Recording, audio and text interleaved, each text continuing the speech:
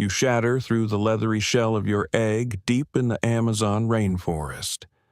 Every fiber of your prehistoric being instantly knows this is not where you belong. You are Tyrannosaurus rex, the tyrant lizard king, the most powerful land predator to ever walk the earth. Your kind ruled the late Cretaceous, hunting in vast open floodplains where prey weighed as much as modern trucks. Your 12,000-plus pound bite force could crush bone like dry twigs.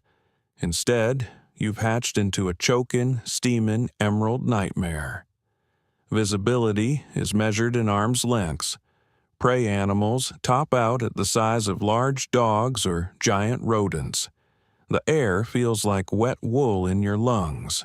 This is the gripping, brutal, and surprisingly tragic story of what happens when you drop history's ultimate land predator into a modern jungle that has zero evolutionary preparation for you, and zero mercy.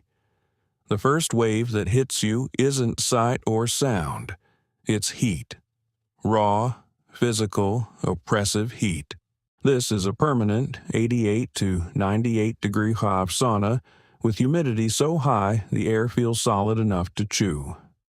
Your instincts scream for familiar cues.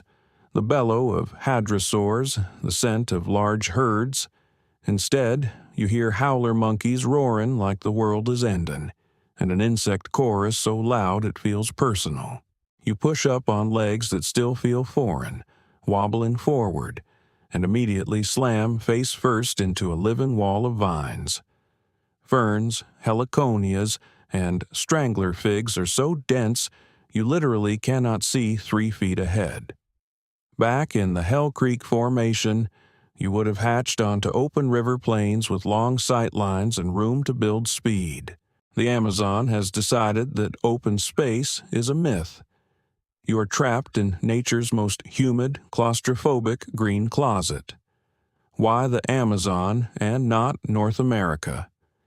Modern Canada and the northern U.S. would freeze you solid. Your massive body wasn't built for deep snow and prolonged sub-zero temperatures. The Amazon basin, with its year-round warmth and massive river systems, is realistically the best possible modern habitat. Even here, everything is wrong. Within minutes, the jungle's smallest warriors find you. Mosquitoes swarm every soft patch around your eyes, nostrils, and joints. Bullet ants deliver stings that feel like fire injected straight into your nerves. Army ants march up your legs in disciplined columns. A tarantula the size of your foot drops from above. Stand still longer than 30 seconds, and you become a living buffet. Lesson number 1 of your new life: constant movement or constant pain. Hunger arrives like a hammer 2 hours after hatching. Your baby instincts demand protein, anything warm-blooded or large enough to matter. But the options are insulting. Tiny poison dart frogs barely bigger than your smallest claw. Toucans and macaws scream in mockery from unreachable branches, and the occasional sloth moving so slowly it almost feels like cheating. You spot motion near a stream. A brown, rabbit-sized shape, an agouti. You charge with newborn clumsiness, and immediately trip over a buttress root the size of a car tire. The agouti pauses, tilts its head at this bizarre 3-foot lizard, then vanishes. You persist through pure starvation. Eventually, you corner a large frog at the water's edge, snap it up, and swallow. It tastes like wet regret. This will become a recurring theme for weeks. Over the first month, you master painful new skills your genetics never prepared you for. Navigating zero visibility terrain, extreme patience, and accepting that most prey is either too small, too fast, or too high. A juvenile paca gives you your first solid meal. You feel proud for about 40 minutes until hunger returns with a vengeance. Your metabolism, evolved for gorging on multi-ton kills, is now burning energy faster than this hyper-diverse but fragmented ecosystem can replenish. You quickly discover the rivers are your salvation. Standing chest-deep in cool, flowing water beats the crushing midday heat, while positioning you perfectly for ambush. Animals must drink. Dusk becomes sacred. Your first true victory. A 150-pound capybara waddles down without noticing the motionless log in the shallows. One explosive lunge, one sickening crunch, and silence. For the first time, you feel genuinely full. It lasts roughly 24-36 hours. The caloric math is already horrifying. By 3 months, you're the size of a large dog, and the jungle is starting to whisper about the strange new predator.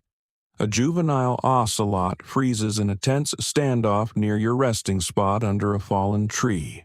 30 seconds of mutual confusion pass before the cat wisely melts backward into the green. Smart decision. Movement through the understory now broadcasts your presence like a bulldozer.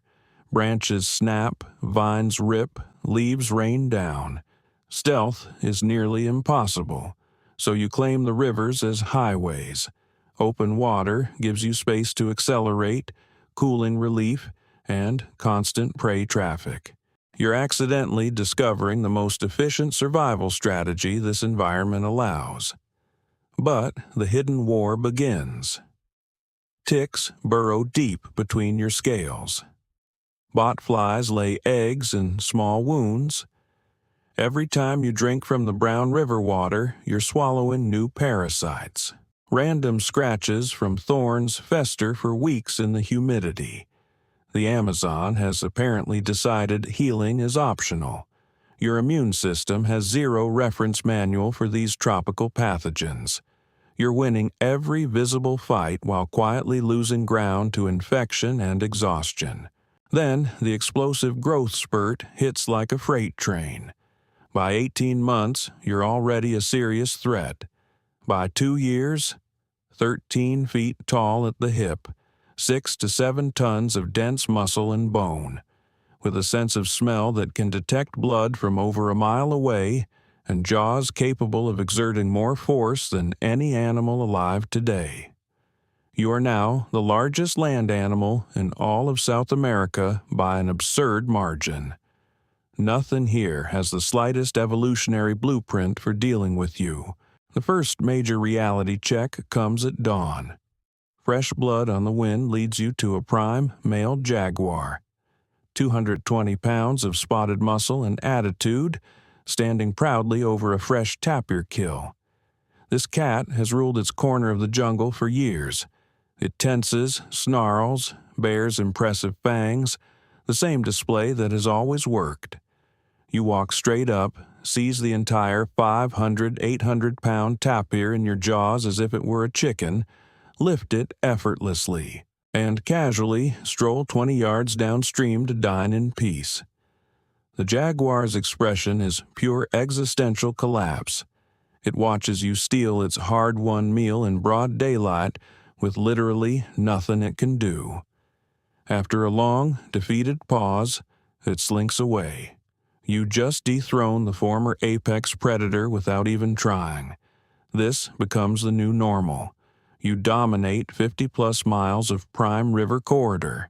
Capybara herds now maintain constant whistling sentries. Peccary groups balloon in size for safety and numbers. You still regularly snatch 3 or 4 in a single explosive charge. Tapirs turn strictly nocturnal and ghost through the thickest cover. Harpy eagles scream aerial warnings. Howler monkeys pelt you with branches and worse from above. You have engineered a landscape of fear that fundamentally rewrites local ecology. Prey densities crash in your core territory. Jaguars and ocelots shift ranges. Scavengers boom on your leftovers. You become fully nocturnal to escape the worst of the daytime heat that tries to cook you alive. Sleep through blistering afternoons in whatever deep shade you can find. Hunt from dusk until dawn. Rivers remain your entire world. Highways, cooling stations, and buffet lines. Then comes the caiman incident that perfectly captures your new reality. You're standing chest deep in murky water at a favorite bend, when lightning pain erupts in your right thigh. A 16 to 18-foot black caiman, over 1,000 pounds of armored reptilian muscle, has locked onto you and begins its signature death roll. This animal has pulled jaguars and tapirs into the depths before. Today, it bit something that doesn't even flinch. You weigh 6 tons. You reach down, clamp your jaws around its midsection, and bite with cataclysmic force. Bones shatter, organs rupture. The caiman releases instantly, but it's already dying. You drag the thrashing body to shore and consume it. Armor plates and all. Another inconvenience turned into calories. Your thigh will fester for weeks. Everything does here. You've also had memorable run-ins with massive green anacondas that tried to coil around your legs like living pythons. You simply walked onto land, dragging them until they released, then ate them. Even the river giants learned respect quickly. Year 3. Dominance is total and uncontested. A full-grown jaguar is now something you could accidentally step on while turning around. Yet you're slowly, inexorably losing. Your Cretaceous body was never designed for permanent 95% humidity, endless heat without seasonal relief, or the parasite load of the Amazon. Chronic fungal infections spread across your flanks no matter how violently you scrape against trees. Footpads soften and rot from constant immersion. Every submerged stick or rock becomes a potential disaster. Ticks embed in unreachable places. Gut parasites drain you from within. Every wound, no matter how minor, risks turning septic. You're burning more calories constantly patrolling vast distances for increasingly wary and scarce prey than you're actually gaining. One decent tapir might sustain you for 3 days. Then it's back to scavenging drowned deer tangled in river debris.